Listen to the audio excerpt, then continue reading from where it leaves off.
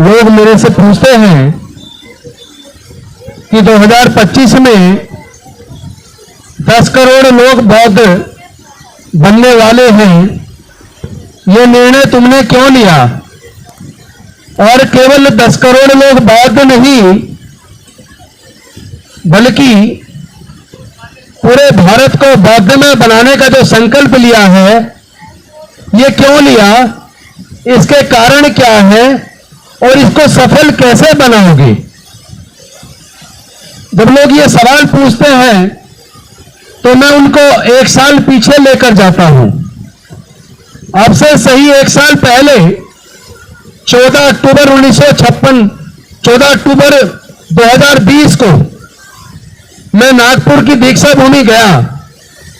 नागपुर की दीक्षा भूमि में मैं डॉक्टर बाबा साहेब अंबेडकर जी की तरफ, उनकी प्रतिमा की तरफ देख रहा था तो अचानक मेरे मन में ऐसा एहसास हुआ, ये मेरे अपने मन के अंदर सवाल थे कि जैसे डॉक्टर बाबा साहेब अंबेडकर मेरे से ये कह रहे हो कि भाई तुम मंत्री भी बन गए, समता सैनिक दल के राष्ट्रीय प्रधान महासचिव भी रहे, भारतीय बौद्ध महासभा के कार्यकर्ता भी रहे, लेकिन जो मैंने सपना देखा था भारत को बौद्धमय बनाने का, और 14 अक्टूबर 1956 को धम्म की दीक्षा लेने के बाद 1 महीना 22 दिन बाद वो निर्वाण को प्राप्त हो गए। महापरिनिर्वाण प्राप्त होने की वजह से वो जो सपना था भारत को बौद्धमय बनाने का, वो सपना पूरा नहीं हो पाया। तो ऐसा मुझे लगा जैसे डॉक्टर बाबा साहेब अंबेडकर कह रहे हो कि तुम मेरी इतनी निकम्मी संतान कैसे हो सकते हो कि मेरे उस सपने को, जो मैंने अपने पूरे इस बहुजन समाज को 3500 साल की गुलामी को तोड़ने के लिए अपना पूरा जीवन लगाया और लगाकर बौद्धमय भारत का जो सपना देखा, और मेरे इस पूरे त्याग तपस्या से तुम एमपी, एमएलए और मंत्री बन रहे हो, तुम जज, डॉक्टर, इंजीनियर, कलेक्टर बन रहे हो, आईएएस, आईपीएस बन रहे हो, क्या तुम मेरे इस सपने को साकार नहीं कर सकते? क्या तुम मेरी इतनी निकम्मी औलाद हो? तो मुझे तुरंत मेरे मन में इस सवाल ने मेरे मन को झकझोर दिया और मैंने वही संकल्प लिया कि डॉक्टर बाबा साहेब अंबेडकर, हम तुम्हारी निकम्मी औलाद नहीं हैं, हम आपके इस सपने को, भारत को बौद्धमय बनाने के सपने को साकार जरूर करेंगे। और वहीं उसी दिन 14 अक्टूबर को 2020 में जब मैं दीक्षा भूमि से बाहर निकला तो वहां पर कुछ पत्रकार खड़े थे। उन्होंने मेरे से सवाल कर लिया कि आप यहां क्यों आए हो और क्या संकल्प करके जा रहे हो। मैंने अपना वहां आने का कारण बताकर वहीं मीडिया के सामने यह संकल्प दोहराया कि जो डॉक्टर बाबा साहेब अंबेडकर भारत को बौद्धमय बनाना चाहते थे, आज मैं संकल्प लेकर जा रहा हूं 5 साल के अंदर 2025 तक 10 करोड़ लोगों को बौद्ध धर्म की दीक्षा पूरे देश ही नहीं पूरे दुनिया से हम दिलाने का काम करेंगे। और ये क्यों किया? ये इसलिए किया, जब हम भारत के इतिहास को पढ़ते हैं और हम ये जानने की कोशिश करते हैं कि हजारों साल तक हमारे समाज के लोग गुलाम क्यों रहे, तो इसका जो जवाब मुझे मिला वो हिंदू धर्म शास्त्रों को पढ़ने के बाद मिला।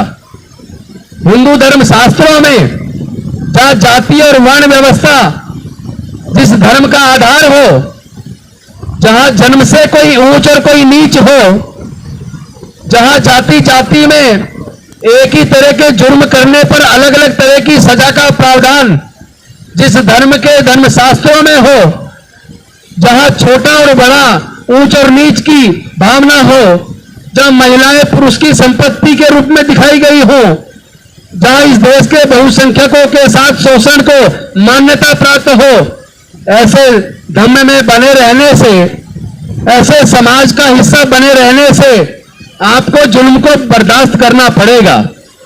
जो लोग कहते हैं कि मेरे साथ जातिगत उत्पीड़न हो रहा है, जो लोग कहते हैं कि हमारे साथ शोषण हो रहा है, उन लोगों को इस बात को जरूर पढ़ना चाहिए जहां जाति और धर्म के आधार पर ऊंच नीच की भावना हो और शोषण को मान्यता हो। अगर आप वहां बने रहेंगे तो आपको शोषण को भी झेलना पड़ेगा। अगर आप इस शोषण से मुक्ति चाहते हो तो इसके लिए डॉक्टर बाबा साहेब अंबेडकर बुद्ध का धम्म देकर गए, जहां समता है, मैत्री है, भाईचारा है, न्याय है, करुणा है, प्रज्ञा है, शील है। तो अगर आप समता मूलक समाज की स्थापना करना चाहते हो, अगर आप एक ऐसे समाज का निर्माण करना चाहते हो जहां जन्म और जाति के नाम पर उत्पीड़न ना हो, तो आपको जाति और वर्ण के आधार पर बनी हुई व्यवस्था को त्याग देना पड़ेगा और आपको एक ऐसी व्यवस्था को स्वीकार करना पड़ेगा जहां सबके लिए प्यार है, दया है, ममता है, करुणा है, समता, मैत्री, भाईचारा है, सबके कल्याण की भावना है, सबको साथ लेकर चलने की भावना है। और ये केवल दुनिया के अंदर बुद्ध के धर्म में है, किसी दूसरे धर्म में नहीं है। तो हमने अभी पिछले दिनों दिल्ली के अंदर अपने मिशन जय भीम के माध्यम से सबका सहयोग लेकर वहां पर एक 6000 गज जमीन खरीदी, जिसमें विपश्यना केंद्र और अपने बुजुर्गों की सांस्कृतिक विरासत को पढ़ाने का काम शुरू किया जाएगा। और अभी एक धम्म रथ मिशन जय भीम ने टाटा 711 की चेसिस खरीद के धम्म रथ बनवा लिया और वो बनके दिल्ली आ गया है। उसका विनायल का काम चल रहा है और 1 नवंबर से वो धम्म रथ पूरे देश के अंदर लगातार 4 साल तक एक राज्य में, एक गांव में पहुंचेगा और 2025 तक 10 करोड़ लोग भारत के बौद्ध बनेंगे।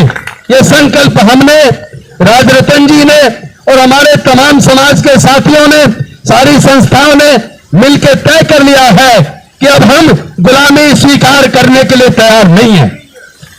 अब दोबारा से जातिगत उत्पीड़न झेलने के लिए हम तैयार नहीं है। और जो लोग उस विषमतावादी व्यवस्था में बने रहना चाहते हैं, वो गुलाम बने रहे, वो शोषण झेलते रहे। लेकिन जो लोग चाहते हैं कि आपके बच्चे आजाद पैदा हो, आपके बच्चे तरक्की करें, एक समतामूलक समाज बने, वो ऐसी विषमतावादी व्यवस्था को लात मारकर बुद्ध के धम्म में समतावादी व्यवस्था में जल्दी से जल्दी आने का काम करें।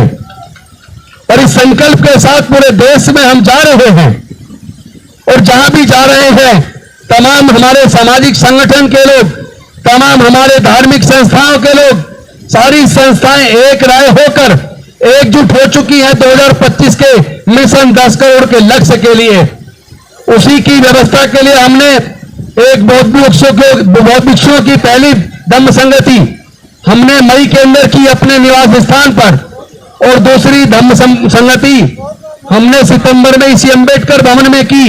अब 500 सामनेर बन रहे हैं इसी 22 तारीख से, 22 अक्टूबर से 31 अक्टूबर तक हमने एक जगह बुक की है भवाना के पास दिल्ली के अंदर। चूंकि अंबेडकर भवन में जगह की कमी थी, 500 सामनेर के लिए व्यवस्था नहीं हो पा रही थी, तो हमने एक जगह बुक की है, एक पूरा रिजॉर्ट बुक किया है जिसमें 500 लोग सामनेर बनेंगे। 22 तारीख से 31 अक्टूबर तक सामनेर शिविर चलेगा और 31 अक्टूबर को समापन के टाइम पे वहीं से धम्मरथ की शुरुआत होगी, पूरे देश के भ्रमण करने की, भारत को बौद्धमय बनाने की। और मुझे इस बात की खुशी है कि चाहे कोई किसी भी संस्था के अंदर काम कर रहा हो, लेकिन इस बौद्धमय भारत के सपने के लिए सारी संस्थाएं, भारतीय बौद्ध महासभा, समता सैनिक दल, मिशन जय भीम और सारी अलग अलग पार्टियों में जो लोग हमारे काम कर रहे हैं, कम से कम बौद्धमय भारत के बाबा साहेब के सपने को साकार करने के लिए सब लोग एक मुट्ठी में बनकर एकजुट हो गए हैं। आज जहां भी मैं जाता हूं या जहां भी राजरत्न अंबेडकर जाते हैं या जहां भी हमारे बाकी संस्थाओं के लोग जाते हैं, पूरे देश के अंदर हर सभा में 2025 मिशन 10 करोड़ की चर्चा आजकल आपको सुनने को मिलेगी। और केवल भारत में ही नहीं, भारत से बाहर भी, विदेशों में भी जहां भी जाएंगे आपको 2025 के मिशन 10 करोड़ की चर्चा आपको सुनने की मिलेगी। अंत में, चूंकि आज बहुत सारे अशोक विजयदशमी के प्रोग्राम हैं, उन प्रोग्राम में मुझे भी निकलना है और मुझे लगता है राजरतन जी का भी एक प्रोग्राम एक दिन में नहीं होता, उनको भी निकलना है। तो मैं अपनी वाणी को ये कहते हुए एक तो आपको आज अशोक विजयदशमी की शुभकामनाएं देता हूं और इसके साथ साथ आपसे निवेदन करता हूं कि अगर आप अपने बच्चों को खुशहाली चाहते हो तो ध्यान रखना, हमारे जीवन में जो तरक्की आई है वो केवल शिक्षा की वजह से और सरकारी नौकरियों की वजह से आई है। लेकिन आज भारत की सारी सरकारों ने मिलकर एजुकेशन को इतना महंगा कर दिया है कि हमारे लोगों से इनडायरेक्ट तरीके से एजुकेशन को छीन लिया है। और दूसरी तरफ 4th क्लास और 3rd क्लास की नौकरियों में पूरा आउटसोर्स कर दिया। आईएएस में लेटरल एंट्री से भर्ती शुरू कर दी। देश के सारे संसाधन बेचने लगे। अब बचेगा कुछ नहीं, नौकरियां बचेंगी नहीं। अगर आप अपने बच्चों के भविष्य को सुरक्षित देखना चाहते हैं तो देश के सारे संसाधनों में अब हमें हिस्सेदारी और भागीदारी की मांग करते हुए भारत को बौद्धमय बनाने के बाबा साहब के सपने को पूरा करना होगा। इन्हीं शब्दों के साथ मैं अपनी वाणी को विराम देता हूं। बहुत बहुत धन्यवाद। जय भीम, जय भारत, नमो बुद्धाय।